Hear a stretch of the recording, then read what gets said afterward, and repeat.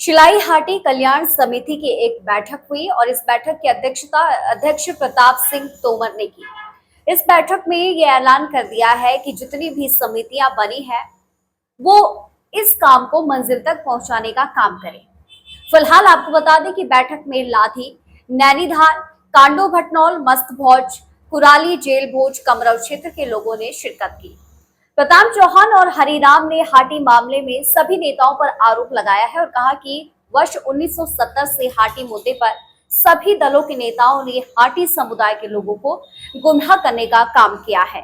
आरोप लगाते हुए उन्होंने ये भी कहा कि लोकसभा राज्यसभा से बिल पास होकर भी राष्ट्रपति ने भी हस्ताक्षर कर समस्त गिरिपार क्षेत्र को जनजातीय का दर्जा दिया, लेकिन इस मामले को न्यायालय में ले जाकर यहाँ के लोगों ने गिरिपार क्षेत्र के लोगों को उनके हक से वंचित रखा। इस बैठक में सभी लोगों ने अपने अपने मत रखे। बैठक में चर्चा की गई। उन्होंने कहा कि आज हाटियों को 4 समितियों में विभाजन कर दिया गया है, जिसमें केंद्रीय हाटी समिति, हाटी कल्याण समिति, अनुसूचित समिति और भाट समिति बन गए हैं। इस बैठक में हाटी कल्याण समिति ने सभी समितियों से ये आह्वान किया है कि सभी समितियां हाटी कल्याण समिति के अध्यक्ष प्रताप सिंह तोमर व सभी वक्ताओं ने यह आह्वान कर दिया है कि सभी समितियों को एक मंच पर आकर कहीं ना कहीं इस मुहिम को मंजिल तक पहुंचाना ही होगा। कल्याण समिति ने सभी लोगों से अनुरोध किया है कि क्षेत्र के हित के लिए राजनीति से ऊपर उठकर एक मंच से कार्य करने का आह्वान उन्होंने किया है। उन्होंने कहा कि राजनीति का असली मतलब तभी हल होगा जब क्षेत्र का विकास होगा। फिलहाल मामला उच्च न्यायालय में विचाराधीन है।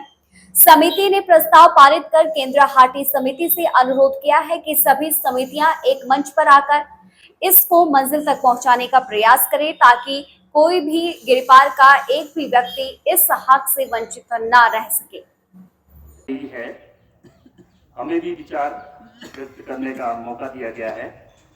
इन बातों से हटके कुछ सवाल मेरे मन में है कि हाटी इशू पे जो राजनीति की जा रही है वो मैं आज उसको दुर्भाग्यपूर्ण मानता हूं, क्योंकि हाटी का मुद्दा है वो 4 जनवरी के बाद हाई कोर्ट में विचाराधीन है। कुछ लोगों को लगा, विशेषकर विपक्ष को लग रहा है शायद हमारे पास कोई मुद्दा नहीं है, शिलाई में इसी मुद्दे को फिर से उछालो। और दूसरी बात है कि जो लोग इस मुद्दे को उछाल रहे हैं वो इसके दोषारोपण किसके ऊपर कर रहे हैं, दोषी कौन है ये भी तो पता है ना। कभी कभी हमारे नेताजी को घेरने की कोशिश करते। मैं बताना चाहता हूं कि हमारे नेताजी का इसमें पॉजिटिव सकारात्मक रोल हमेशा रहा है और आगे भी वो हमेशा बोलते हैं कि मैं इस मुद्दे में आप लोगों के साथ हूं। लेकिन कुछ लोग उनको केंद्र में फोकस करके उनको घेरने की कोशिश आज भी कर रहे हैं। कोर्ट में मुद्दा है, मामला न्यायालय में। आप जानते हैं कि राम मंदिर का मुद्दा 1990 से लेकर कितने सालों तक कोर्ट में रहा। कोर्ट में जो मुद्दा होता है उसके खिलाफ इस तरह के आंदोलन करना भी कोर्ट की एक अवमानना माना जाता है। तो इसलिए मेरा यहाँ पे जो पूर्व में हाटी के जो लोग रहे हैं या किसी भी पार्टी विशेष के हो, कृपया करके ये हमारे नेता के खिलाफ एक दुष्प्रचार ना करे, क्योंकि बेदाग छवि है हमारे आदरणीय नेताजी, आदरणीय हमारे यहाँ से प्रतिनिधि और हिमाचल प्रदेश सरकार में मंत्री आदरणीय हर्षवर्धन चौहान जी, जिन्होंने हमेशा हाटी मुद्दे पर सहयोग ही किया है। तो इसलिए मेरा कोई भी समिति है, दूसरी कमेटी है, कम से कम हमारे नेता के ऊपर इस तरह के दोषारोपण मत करें। जहां तक न्यायालय की बात है, न्यायालय की लड़ाई आप भी हमारे वकील जो इस पक्ष की तरफ से है, और आप ये भी जानते हैं कि क्यों ये मुद्दा न्यायालय में गया। 31 दिसंबर 2023 को सेंट्रल गवर्नमेंट से जब ये स्पष्टीकरण आया था तो हमारे नेताजी ने इसी शिलाई मंच से आह्वान किया था, ये कमिटमेंट की थी कि मैं इसको विद इन 24 आवर्स लागू कराऊंगा जैसे ही केंद्र से ये जो त्रुटि जिसमें आता है। और उन्होंने 12 घंटे के अंदर हिमाचल प्रदेश में इस मुद्दे को लागू करवाया था, हम सभी जानते हैं।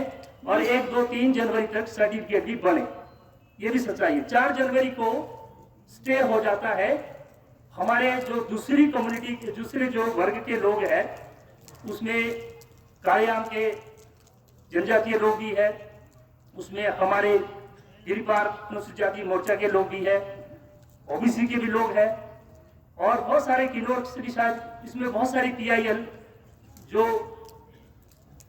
लगी है, उसमें जो याचिकाएं लगी है उसमें। तो अब कोर्ट में विचाराधीन मैटर है। आप फिर भी कहीं ना कहीं राजनीतिक तौर पे विपक्ष पे या अपने दूसरे नेता पे या सरकार पे इस तरह के आरोप लगा रहे हैं, तो मैं समझता हूँ ये आरोप बेबुनियाद है। ये एक दुष्प्रचार है और ये एक सोची समझी राजनीतिक साजिश हो सकती है जो हमारे बोले वाले लोग शायद नहीं जानते।